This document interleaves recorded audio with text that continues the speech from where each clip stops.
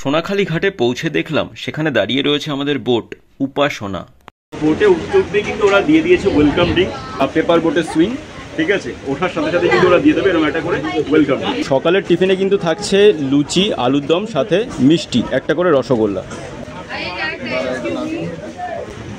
তো আমার হাতে কিন্তু চলে এসছে সকালবেলার লুচি, আলুর দম এবং রসগোল্লা। এবার খেয়ে টেস্ট করে দেখা যাক কিরকম কি করেছে।